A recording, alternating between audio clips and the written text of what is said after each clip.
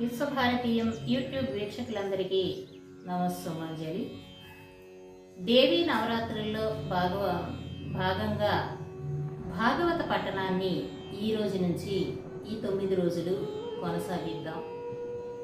ఈ నవరాత్రుల్లో భాగవతం విన్నా పఠించినా మనం చేసినటువంటి పాపకర్మలన్నీ పోయి ఎంతో పుణ్యం మూటగట్టుకుంటామని మన పెద్దల ఉవాచ.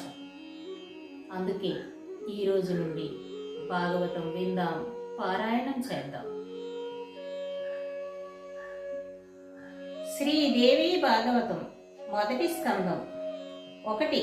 పురాణం విననివాడు దైవ వంచితుడు. సౌనిక మునీంద్రుడు సూతుడితో అన్నాడు, సూత, మహాభాగ, పురుషుల్లో పుణ్యాత్ముడవయ్యా నువ్వు, నిజంగా ధన్యాత్ముడివి. పురాణ సంహితలన్నీ చక్కగా అభ్యసించావు. వ్యాసమునీంద్రుడు 5 లక్షణాలతోనూ రాసిన 18 పురాణాల రహస్యాలు తెలుసుకున్నావు. ఆ వ్యాసుడి అనుగ్రహం వల్ల సర్వము అవగాహన చేసుకున్నావు. మా పుణ్యం వల్ల మేమున్న ఈ క్షేత్రానికి దయచేశావు. ఉత్తమ క్షేత్రమిది, దివ్యమైంది, కలిదోషం లేదిక్కడ, పవిత్రమైందిది.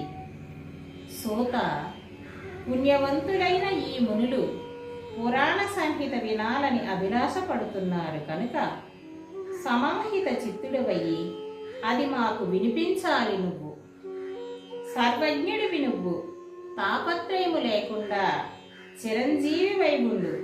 బ్రహ్మ అనుమోదించిన పురాణ సంహిత మాకు వినిపించు.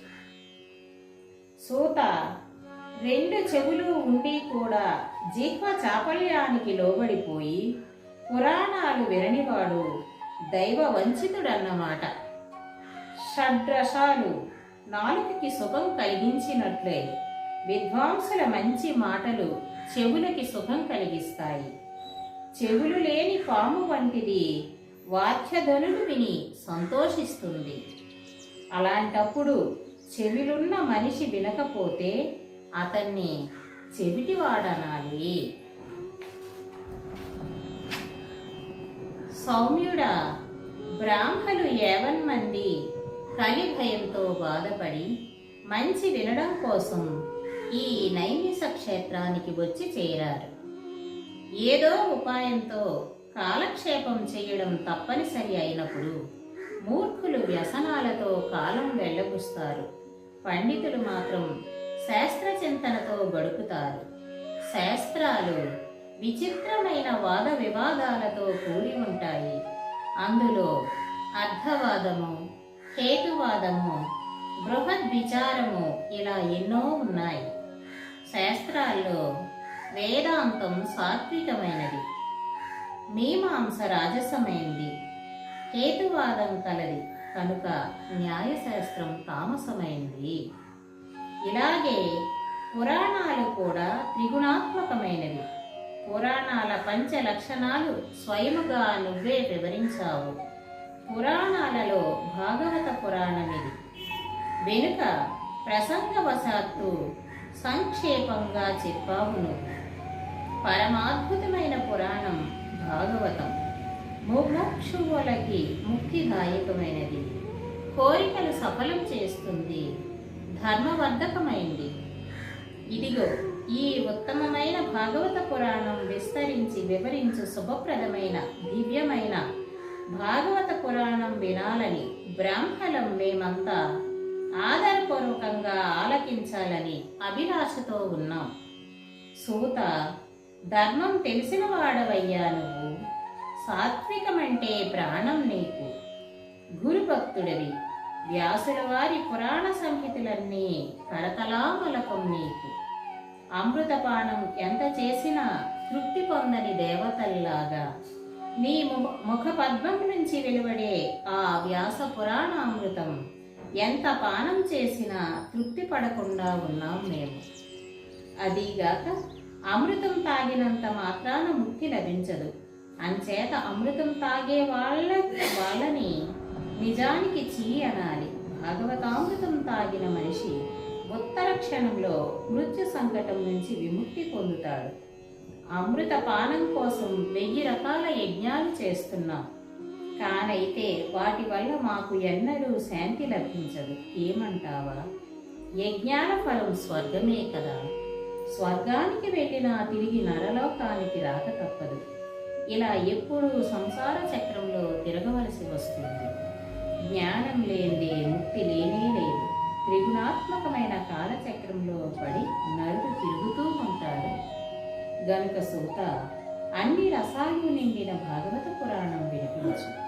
పుణ్యప్రదమైన పురాణం భాగవతం పావనమైనది, గుహ్యమైంది, మోక్షం కావలసిన వాళ్ళకి సదా ప్రియమైంది, ముక్తిదాయకమైంది. దేవీ భాగవతం మొదటి స్కందంలో ఇది 3వ అధ్యాయం. దేవీ భాగవతం వినిపిస్తాను. నేను ధన్యుణ్ణి. సౌనికుడి మాటలు విని సూతుడు అందుకున్నాడు. భాగ్యవంతుణ్ణి, మహాత్ముణ్ణి. ఏమంటే, మహాత్ములైన మీరు వేద విఖ్యాతమైన భాగవత పురాణం చెప్పమని అడిగారు. నన్ను పవిత్రుణ్ణి చేశారు. సర్వ వేదార్థ సంహృతమైంది భాగవత పురాణం. అన్ని శాస్త్రాల, అన్ని ఆగమాల రహస్యాలు ఉన్నాయి ఇందులో. ఉత్తమోత్తమైన ఈ భాగవతం మీకు వినిపిస్తాను. యోగులు, బ్రహ్మ మొదలైన దేవతలు, సేవించదగిన మహామునులకు ధ్యానయోగ్యమైన ముక్తిప్రదమైన సులలితమైన ఆ పాద పద్మాలకు నమస్కరించి భగవతి పేర ప్రసిద్ధమైన దేవీ భాగవతం మీకు సవిస్తరముగా వినిపిస్తాను. బహురసాలతో కూడింది దేవీ భాగవతం. శ్రీమంతమైంది, ఉత్తమమైంది. భక్తిభావంతో ఇది వినిపిస్తాను. ఏ తల్లిని వేద మార్గంలో విద్య అంటారో, ఏ తల్లి ఆధ్య అని, పరాశక్తి అని పేరు పడిందో, ఏ తల్లి సర్వజ్ఞురాలో, ఏ తల్లి భవబంధాలు పెంచడంలో సమర్థురాలో, ఏ తల్లి అంతటా నిండి ఉందో, దురాత్ములకి ఏ తల్లి సులువుగా తెలియరాదో, ఏ తల్లి ధ్యాన తత్పరులయ్యాక మునీశ్వరులకు లభిస్తుందో, ఏ తల్లి సాధన మీద, ఎంతో సాధన మీద ప్రత్యక్షమవుతుందో, ఆ తల్లి భగవతి ఎప్పుడూ నాకు సిద్ధి ప్రసాదించాలి. అసత్ స్వరూపమైన విశ్వం సృష్టి చేసి తన త్రిగుణాత్మక శక్తితో పాలించి కల్పాంతంలో సంహారం చేసి తాను ఒక్కటి మాత్రం విహరించే సర్వ విశ్వ జననిని మనసారా స్మరిస్తాను. బ్రహ్మ జగత్ సృష్టి చేస్తాడన్న మాట ప్రసిద్ధంగా ఉంది. వేదాలు తెలిసిన వాళ్ళు, పౌరాణికులు విష్ణు భగవానుడి నాభికమలంలో బ్రహ్మదేవుడు పుట్టాడంటారు. ఆ విష్ణుదేవుడి ప్రేరణ వల్లే బ్రహ్మ సృష్టిస్తున్నాడంటారు. ఏమంటే, బ్రహ్మ స్వతంత్రుడు కాడు, తన ఇష్ట ప్రకారం తాను సృష్టి చెయ్యలేదు. విష్ణుదేవుడు కల్పాంతంలో శేషుణ్ణి పక్క చేసుకుని పడుకుంటాడు. అతని నాభి పద్మములో బ్రహ్మ పుట్టాడు. విష్ణుమూర్తికి 1000 తలల శేషుడు ఆధారం. ఆ శేషుడికి ప్రళయ సముద్రం నీరు ఆధారం. నీరు రసస్వరూపం. పాత్ర ఆధారం లేనిది నీరు నిల్వలేదు. అన్నిటికీ ఆధారమైన శక్తి స్వరూపిణి అయిన సర్వభూత జననిని శరణు వేడుతున్నాను. యోగ నిద్రలో కళ్ళు మూసుకొని ఉండిన విష్ణుమూర్తిని చూసి అతని నాభికమలంలో కూర్చుని బ్రహ్మదేవుడు ఏ దేవిని ప్రార్థించాడో ఆ దేవిని శరణు వేడుతున్నాను. మునులారా, ఆ దేవి సుగుణాత్మక నిర్గుణ స్వరూప ముక్తి ప్రదాయిని ఆ మహామాయను ధ్యానించి భాగవత పురాణం సాకల్యంగా వినిపిస్తాను, వినండి. ఈ శ్రీమద్ భాగవతం పవిత్రమైన పురాణం, ఉత్తమమైన పురాణం. వేదవ్యాసుడు దీని కర్త. ఇందులో 18,000 శ్లోకాలున్నాయి, 12 స్కందాలున్నాయి, 318 అధ్యాయాలున్నాయి. మొదటి స్కందంలో 20 అధ్యాయాలున్నాయి, రెండో స్కందంలో 12 అధ్యాయాలున్నాయి, మూడో స్కందంలో 30 ఉన్నాయి, నాలుగో స్కందంలో 25 ఉన్నాయి, ఐదో స్కందంలో 35, ఆరో స్కందంలో 31, ఏడో స్కందంలో 40, 8వ స్కందంలో 24, 9వ స్కందంలో 50, 10వ స్కందంలో 13, 11వ స్కందంలో 24, 12వ స్కందంలో 14 ఉన్నాయి. సర్గము, ప్రతిసర్గము, వంశవర్ణన, మన్వంతరాలు, వంశానుచరితము ఈ 5 పురాణ లక్షణాలు. విశ్వరూపిణి దేవి అంతటా వ్యాపించి ఉంటుందామె.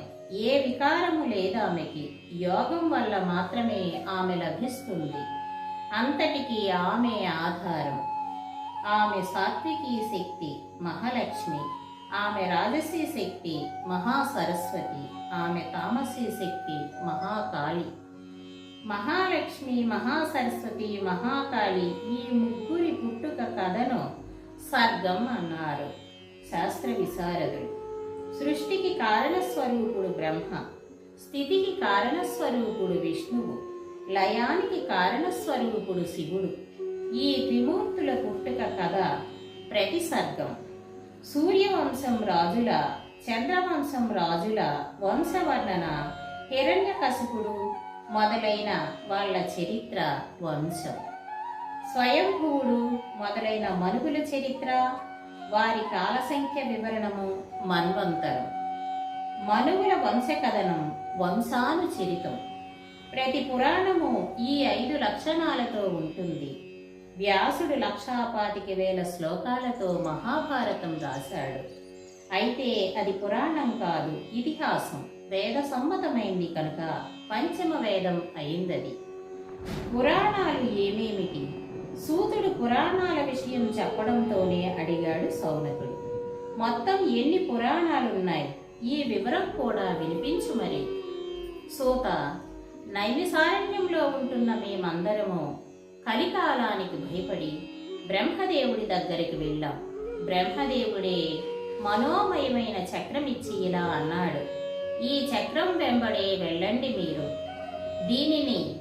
దీనినేమి ఎక్కడ పడిపోతుందో అక్కడ ఆగండి. అక్కడే మీ నివాసం ఏర్పరచుకోండి. ఆ ప్రదేశం పావనమైనదని తెలుసుకోండి. ఆ ప్రదేశంలో కలి ప్రవేశించలేదు. తిరిగి సత్యయుగం వచ్చే వరకు అక్కడే ఉండండి. బ్రహ్మ ఆదేశం శిరసావహించాం. దేశ దేశాలు చూస్తూ మనోమయ చక్రం వెంట బయలుదేరాం.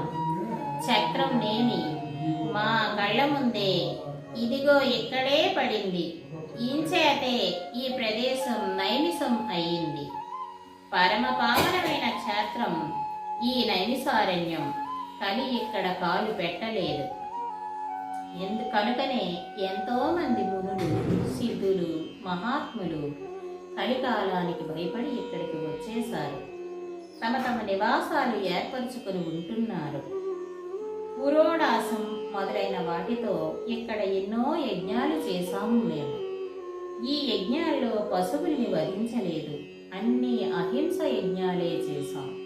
సత్యయుగం వచ్చేదాకా ఇలా ఇక్కడే ఉంటాం. మా భాగ్యం వల్ల ఇక్కడికి నువ్వు వచ్చావు.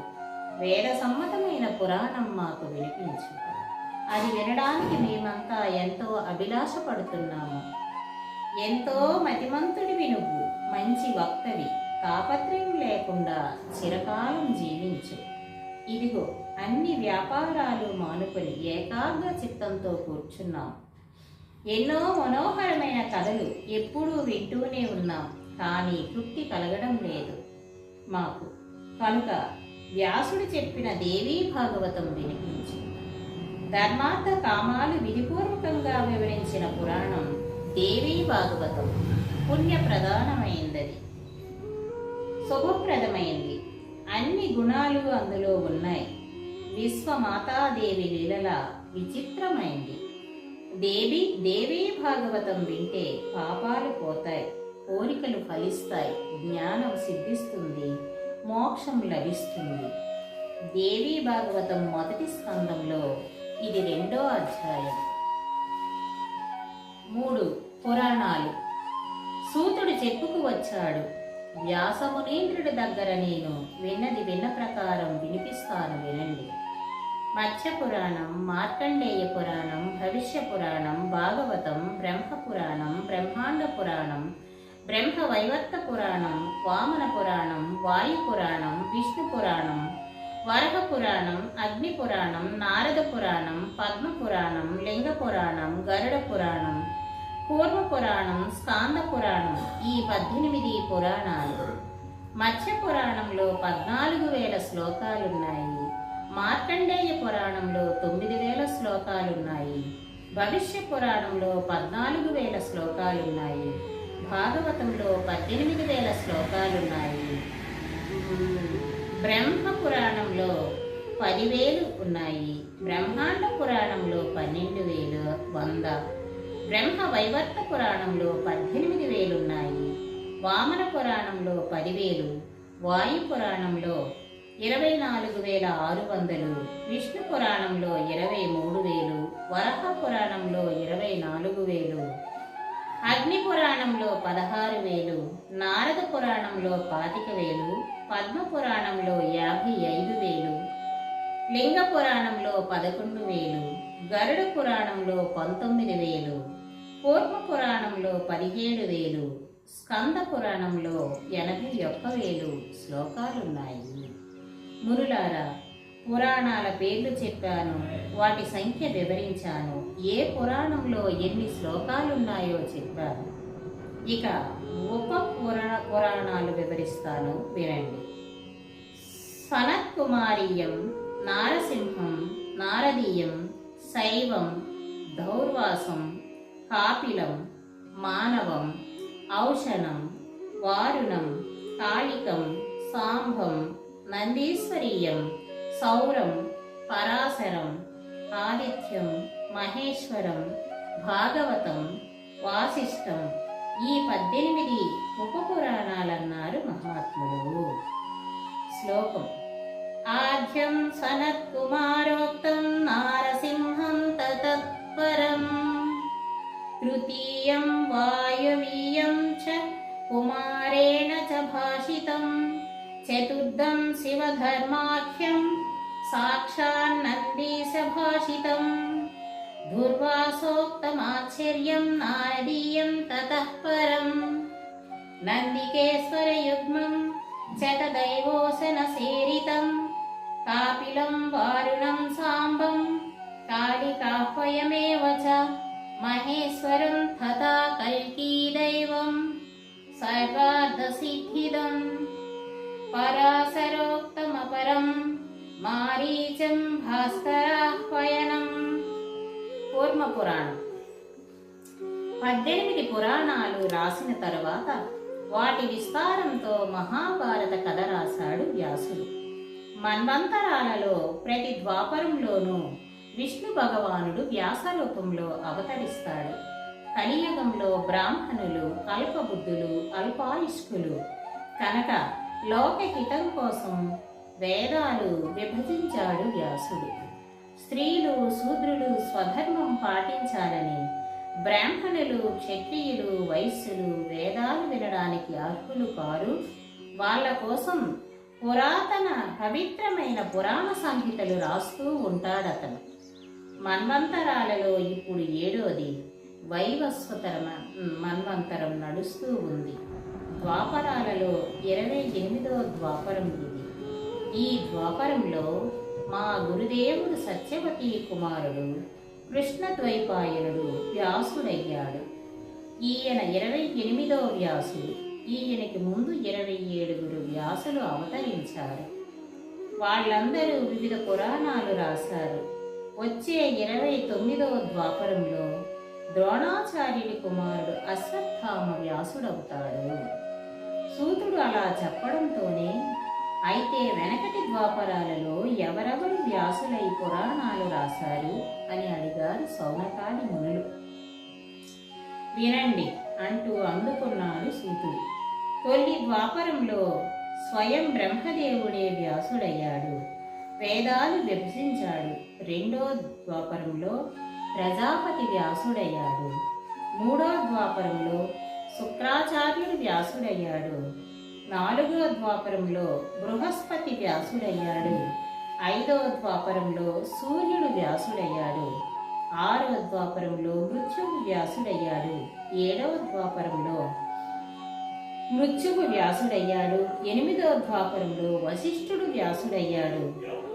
9వ ద్వాపరంలో సారస్వతుడు, 10వ ద్వాపరంలో త్రిధాముడు, 11వ ద్వాపరంలో త్రిదృషుడు, 12వ ద్వాపరంలో భరద్వాజుడు, 13వ ద్వాపరంలో అంతరిక్షుడు, 14వ ద్వాపరంలో భీష్ముడు, 15వ ద్వాపరంలో త్రయ్యారుని, 16వ ద్వాపరంలో ధనంజయుడు, 17వ ద్వాపరంలో మేధాతిథి, 18వ ద్వాపరంలో ప్రతి, 19వ ద్వాపరంలో అత్రి, 20వ ద్వాపరంలో గౌతముడు, 21వ ద్వాపరంలో హర్యాత్ముడు, 22వ ద్వాపరంలో వేణుడు, 23వ ద్వాపరంలో వాజిశ్రవుడు, 24వ ద్వాపరంలో సోముడు, 25వ ద్వాపరంలో తృణబిందుడు, 26వ ద్వాపరంలో భార్గవుడు, 27వ ద్వాపరంలో జాతకర్ణుడు వ్యాసులయ్యారు.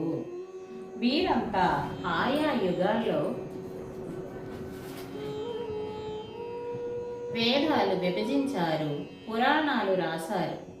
ఇప్పుడు 28వ ద్వాపరంలో మా గురువులు వ్యాసులయ్యారు. నేను విన్న ప్రకారం ఈ 28 వ్యాసుల్ని మీకు వివరించాను. మా గురువు దగ్గర నేను భాగవత పురాణం విన్నాను. దుఃఖాలన్నీ నాశనం చేసే పురాణం ఇది.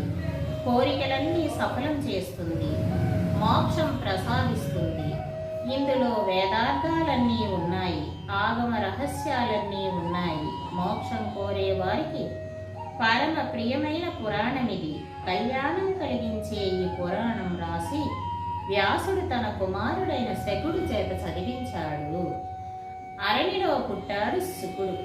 మహావిద్వాంసుడు, మహాత్ముడు, విరాగి, అయోనిజుడు. అతడు అడుగుతూ ఉంటే కరుణానిధి వ్యాసుడు చెబుతూ వచ్చాడు. పరమ రహస్యమైన ఈ పురాణం అదిగో అప్పుడే విన్నాను నేను. విన్నది విన్నట్లు అంతా మనస్సుకి పట్టించుకున్నాను. భాగవతం కల్పవృక్షం. ఈ కల్పవృక్ష ఫలం చవి చూశాడు శుకుడు.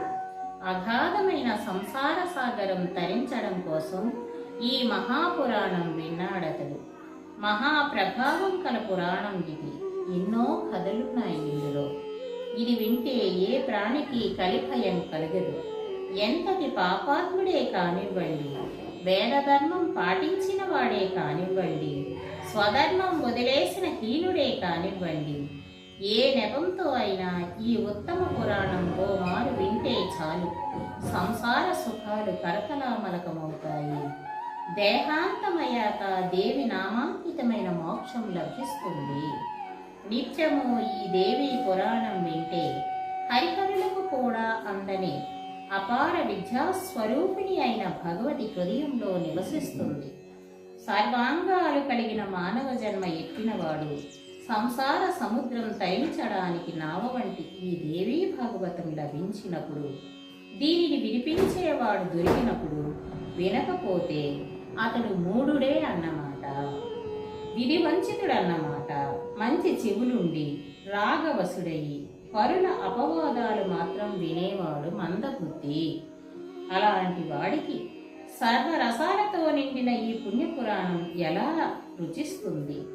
శ్రీదేవి భాగవతం మొదటి స్కందంలో ఇది 3వ అధ్యాయం. సంతానం లేదే సద్గతి లేదు. సౌమ్యుడా, సూతుణ్ణి అడిగారు మునులు. వ్యాసుడి ఏ భార్య గర్భంలో పుట్టాడయ్యా? అసలు ఎలా పుట్టాడతడు? ఎలా ఈ పురాణ సంహిత చదివాడు? అతడు అయోనిజుడన్నావు కదా, మరి అదేమిటి? అరణిలో పుట్టాడన్నావు, అదెలా సంభవమైంది? ఇదంతా అయోమయంగా ఉంది, మాకు విడమర్చి వినిపించు. అదీకాక శుకుడు గర్భయోగి అని విన్నాం. బహు విస్తారమైన పురాణం ఎలా అభ్యసించాడు? సూతుడు ఇలా చెప్పుకు వచ్చాడు. పూర్వం ఒకనాడు సరస్వతీ నది ఒడ్డున వ్యాసుడు తన ఆశ్రమంలో ఒక పిచ్చుక జంటను చూసి ఆశ్చర్యపోయాడు. ఆ జంట దగ్గర అప్పుడే గుడ్డులో నుంచి బయటికి వచ్చిన పిల్లలున్నాయి. ఎర్రటి నోళ్లతో ఎంతో ముచ్చటగా ఉన్నాయవి. రెక్కలు లేని చిన్ని పాపల్ని వదిలి మేత కోసం వెళ్ళాయి పిచ్చుకలు. కష్టపడి మేత పట్టుకు వచ్చాయి. పదే పదే పిల్లల నోళ్లలో పెట్టాయి, దగ్గర చేర్చుకున్నాయి. వాటి అందమైన మొహాలు మాటిమాటికి ముద్దులాడాయి. అద్భుతమైన వాటి ప్రేమ చూశాడు వ్యాసుడు. మనసులో పరిపరి విధాల ఆలోచించాడు. పక్షుల్లోనే ఇంత పుత్ర ప్రేమ ఉన్నప్పుడు మనుషుల్లో ఉండడంలో విచిత్రమేముంది? నిజమే, సంతానం లేనిదే సద్గతి లేదు. వివాహం మనిషికి సుఖసాధనం, సందేహం లేదు. వివాహం చేసుకుని కొడుకును కని అతడి సౌఖ్యం కోసం కోడల్ని తెచ్చి దాని అందమైన మొహం చూసినప్పుడు ఏమి సహాయం? కొడుకు ధర్మపరుడై ముసలి తల్లిదండ్రుల సేవ చేస్తాడు. ద్రవ్యం సంపాదించి సంతోష పెడతాడు. వాళ్ళు కాలం చేశాక యథావిధిగా క్రియాకర్మ చేస్తాడు. గయ్యలో పిండం వేస్తాడు. నల్లటి ఆబోతు విడిచిపెడతాడు. కొడుకుని కని లాలించడం కంటే సుఖమేముంది? అతన్ని గుండెలకు అద్దుకోవడం కంటే హాయి ఏముంటుంది? పుత్రుడు లేదే పుణ్యగతి లేదు. పరలోకం కోసం కొడుకుని మించిన సాధనం మరొకటి లేదు. కొడుకుని కన్నవారు స్వర్గానికి వెళతారని మనువు మొదలైన వారు ధర్మశాస్త్రాల్లో చెప్పారు. సంతానం లేనివాడు స్వర్గంలో అడుగు పెట్టలేడన్నారు. ప్రత్యక్షంగా నిరూపిస్తున్న విషయమే ఇది, సందేహం లేదు. కొడుకుని కన్నవాడు పాపాల నుండి ముక్తి పొందుతాడు అని సనాతనమైన ఆప్తవాక్యం. సంతానం లేనివాడు మరణకాలంలో నేల మీద పడుకుని దుఃఖపడతాడు. నా ఇంట బోలెడంత ధనముంది, రకరకాల పాత్ర సామానుంది, దివ్య భవనం నా ఇల్లు. వీటికి ఉత్తరాధికారి ఎవరు అనుభవిస్తారు ఇవి అని అతడి హృదయం వ్యాకుల పడుతుంది. భ్రాంత చిత్తుడికి దుర్గతి తప్పదు. ఇలా భావిస్తూ వేడి నిట్టూర్పులు తీశాడు వ్యాసముని. కొంతసేపటికి ఒక నిశ్చయం చేసుకున్నాడు. తపస్సు కోసం మేరు పర్వతం మీదికి వెళ్ళాడు. అక్కడ కూర్చుని ఏ దేవతని ఉపాసించి తపస్సు చేసేది అంటూ భావించాడు. నా కోరిక సఫలం చేసి ఏ దేవత వరమిస్తుంది? విష్ణువు, శివుడు, బ్రహ్మ, దేవేంద్రుడు, సూర్యుడు, గణపతి, కుమారస్వామి, అగ్నిహోత్రుడు, వరుణుడు ఎవరు నా కోరిక నెరవేరుస్తారు? వ్యాసుడు ఈ సందిగ్ధ స్థితిలో ఉన్నాడు. ఇంతలో దేవముని నారదుడు అక్కడ ప్రత్యక్షమయ్యాడు. ఎంతో సంతోషించాడు వ్యాసుడు. అర్ఘ్యము, ఆసనము ఇచ్చి గౌరవించాడు. కుశల ప్రశ్నలయ్యాక నారదుడు అడిగాడు, వ్యాసమునీంద్ర, విచారంతో ఔపిస్తున్నావు, ఏమిటి కారణం? అవును అంటూ అందుకున్నాడు వ్యాసుడు. పుత్రులు లేని వాడికి పుణ్యగతి లేదు. సంతానం లేని వాడికి సంతోషం ఎలా కలుగుతుంది? అదే ఇప్పుడు నన్ను బాధ పెడుతూ ఉంది. సంతానం కోసం తపస్సు చేస్తాను. అయితే ఏ దేవతని ఆరాధిస్తే చప్పున నా కోరిక నెరవేరుతుంది? ఈ ఆలోచనతో ఆరాటపడుతున్నాను. నువ్వు దర్శనమిచ్చావు. మహాత్ముడివి నువ్వు, సర్వజ్ఞుడివి, కృపానిధివి. నీ శరణు వేడుతున్నాను, సెలవిద్య. కుమారుడు కలగడం కోసం ఏ దేవతని ఆశ్రయించేది? అడగవలసిన ప్రశ్నే అడిగావు అన్నాడు నారదుడు. ఇప్పుడు నువ్వు నన్ను అడిగినట్లే పూర్వం ఒకమారు నా తండ్రి బ్రహ్మ విష్ణుమూర్తిని అడిగాడు. సర్వలోక కారణుడైన విష్ణు భగవానుడు తమ సమాధిలో ధ్యానమగ్నుడై ఉన్నాడప్పుడు. అతడి మెడలో కౌస్తుభమని దగదగ మెరిసిపోతుంది. 4 చేతులలోనూ శంఖము, చక్రము, గద, పద్మము ప్రకాశిస్తున్నాయి. వక్షస్థలం మీద శ్రీవత్స చిహ్నముంది. పచ్చటి పట్టుబట్ట కట్టుకున్నాడతడు. అతడి తపస్సు చూసి ఆశ్చర్యపోయి అడిగాడు బ్రహ్మ, దేవా, జగన్నాథ, నువ్వు కూడా తపస్సు చెయ్యడమే నా ప్రభు? ఎందుకు ఆ తపస్సు? ఎవరిని ధ్యానిస్తున్నావు? అఖిల లోకాలకు ప్రభువు తపస్సు చేయడం చూసి నా కళ్ళను నేనే నమ్మలేకపోతున్నాను. మహాశ్చర్యంగా ఉంది నాకు. నీ నాభికమణిలో పుట్టి నేను నిఖిల కర్తనయ్యాను. నన్ను మించిన ప్రభువు ఎవరున్నారా?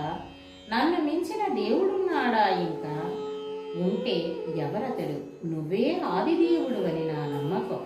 నువ్వే సర్వకారణుడివి, నువ్వే సర్వకర్తవి, నువ్వే పాలకుడివి, నువ్వే సర్వహర్తవి, నువ్వే సర్వసమర్థుడివి, సర్వకార్యకర్తవి.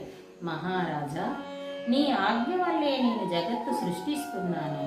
నీ ఆదేశం వల్లే శివుడు ప్రళయకాలంలో జగత్ సంహారం చేస్తున్నాడు.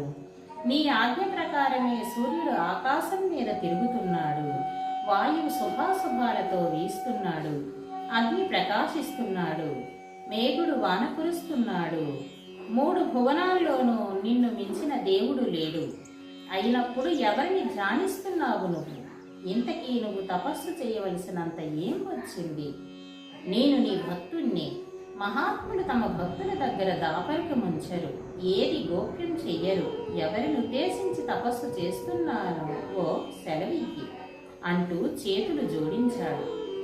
వత్స, బ్రహ్మదేవుడి ప్రార్థన విని అన్నాడు విష్ణుమూర్తి. నా మనస్సులో మాట చెప్తాను, సావధానంగా విను. నువ్వు, నేను, శివుడు సృష్టి స్థితిలయాలకు మూల కారణమని దేవతలు, దానవులు, మానవులు అందరూ ఎరుగుదు.